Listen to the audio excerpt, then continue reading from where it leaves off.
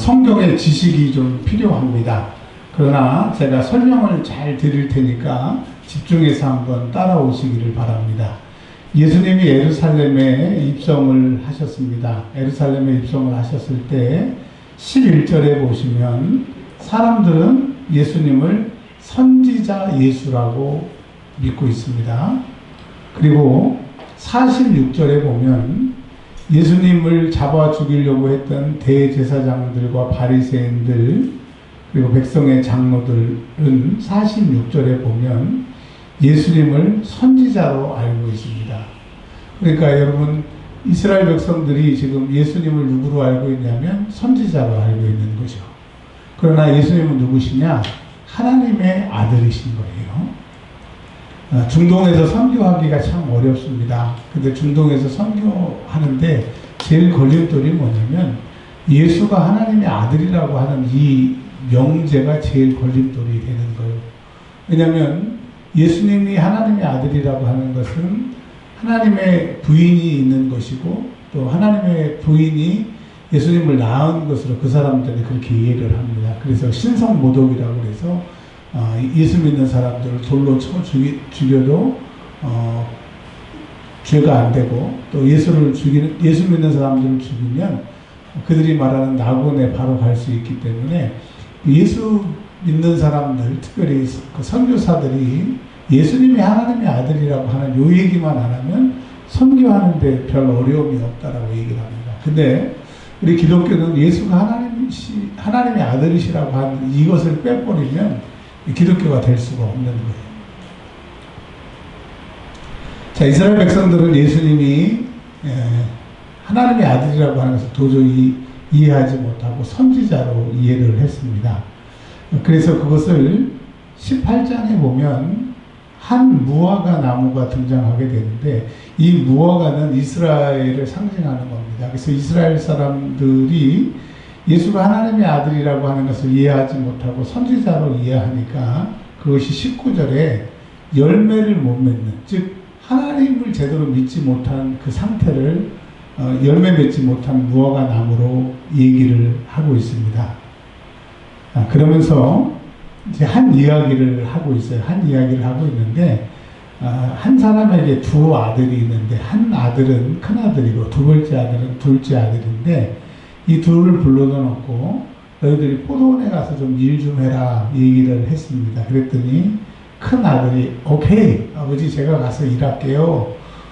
그런데 이 큰 아들은 23절에 보면 대제사장들과 백성의 장로들 45절에 보면 대제사장들과 바리새인들이 예수의 비유를 듣고 자기들을 가리켜 말씀하신 줄 알았다고 그랬어요. 그러니까 큰 아들은 예수님은 대제사장들과 백성의 장로들처럼 입술로는 하나님을 사랑한다고 하면서도 삶으로는 하나님을 부인하는 그런 사람들이 맏아들이고 대답만 잘하는 거죠. 근데 둘째 아들은 세리와 창녀들 31절에 세리와 창녀들 아버지가 가라 그랬을 때 둘째 아들이 안 간다고 그럽니다. 그러니까 너희들 말씀대로 살아라. 하나님을 제대로 믿어라. 아니 먹고 사는 게 힘들어요. 그래서 세리가 되고 창기가 됐는데 그러고 살고 보니까 진짜 먹고 사는 게 아니고 먹고 죽는 거라고 하는 것을 깨닫고 돌이킨 사람들이 둘째 아들이라고 하는 거예요. 그래서 마태복음 21장에 왜 성경의 지식이 필요하냐면 1절부터 46절까지 차근차근 읽어가시면 이건 뒤죽박죽이고 무슨 얘기인지를 모르는 거예요. 근데 제가 지금 설명드린 것처럼 어디서부터 시작해야 되느냐? 예수의 이해. 사람들은 예수를 선지자로 알았다. 그것이 열매 맺지 못한 무화과처럼 이스라엘의 그 상태를 말하는 것이고 또 이스라엘에는 큰아들과 작아들처럼 대제사장들과 백성의 장로들은 말만 하나님 섬긴다고 그러고 하나님의 아들이 왔는데 아들을 죽이려고 했고 그리고 세리와 창기들은 하나님을 잘 안 믿는 것 같았지만 나중에는 돌이켰어요. 그게 이제 예수를 믿는 것이죠. 이 사람들은 22절에 보면 예수를 믿는 사람들은 이제 믿음을 가지고 기도하게 될 텐데 22절 한번 읽어보겠습니다. 시작. 너희가 기도할 때 무엇이든지 믿고 구하는 것은 다 받으리라 하시니라. 이거는 이제 대제사장들과 백성의 장로들하고 상관없고 둘째 아들처럼 회개한 사람들에게는 믿고 기도하면 다 받는다고 약속을 하셨습니다.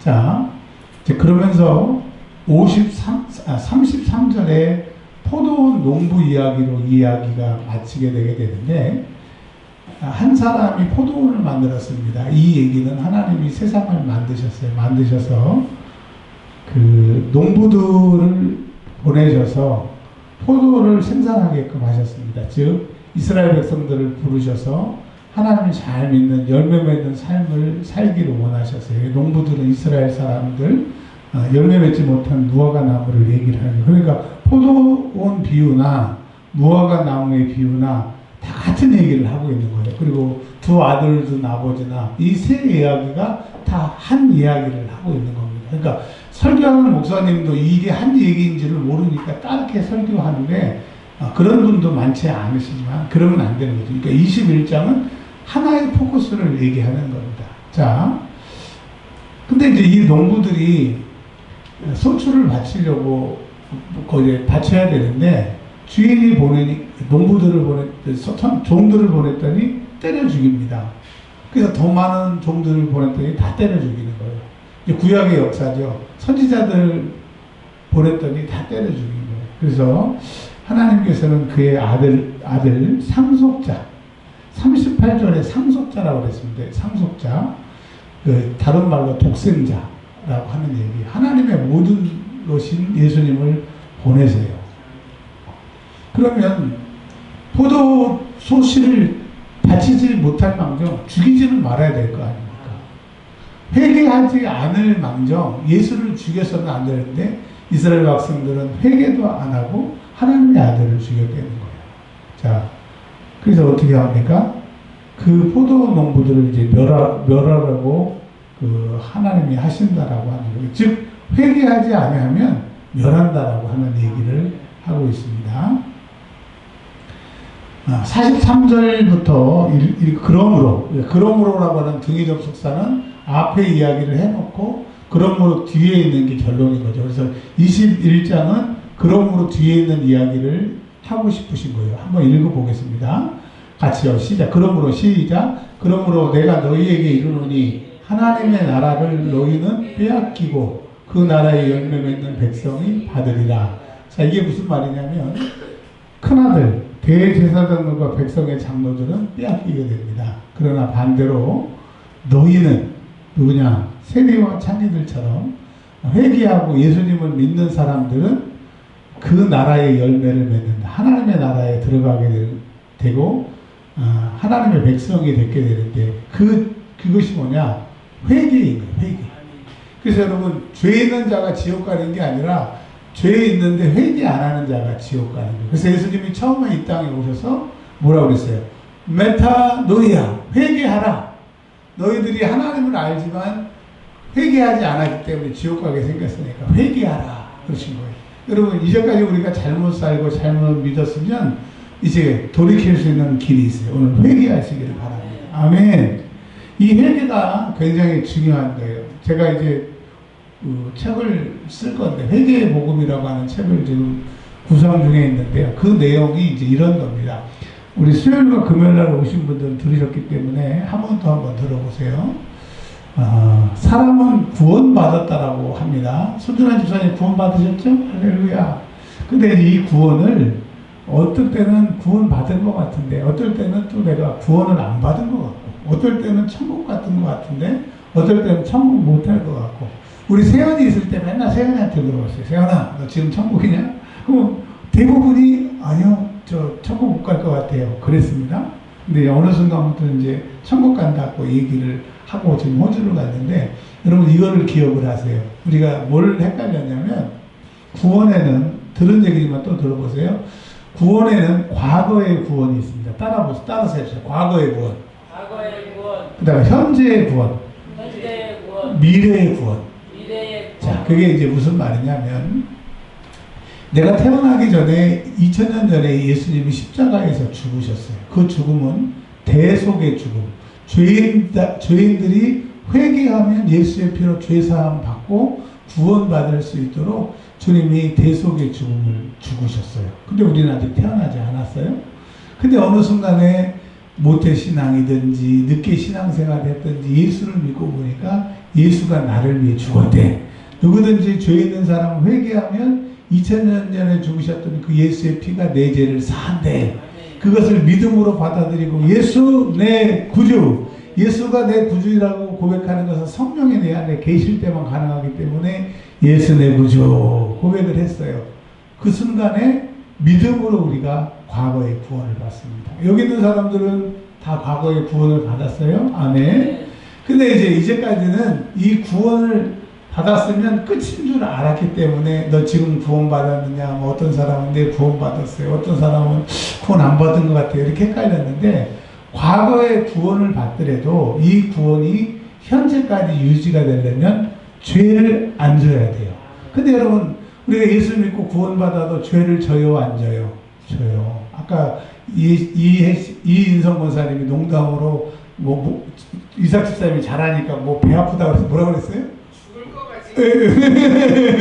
그러니까 농담이지만 우리에게는 또 시기심이라고 하는 죄를 짓게 된단 말입니다. 그건 우리가 농담인 거 100% 알고 이제 다른 일들에 우리가 죄를 져요. 그럼 과거에 예수님이 내 구세주여서 구원받았지만 내가 지금 죄를 가지고 있으니까 죄 있는 자는 누구에게 속한대요? 마귀에게 속한대요.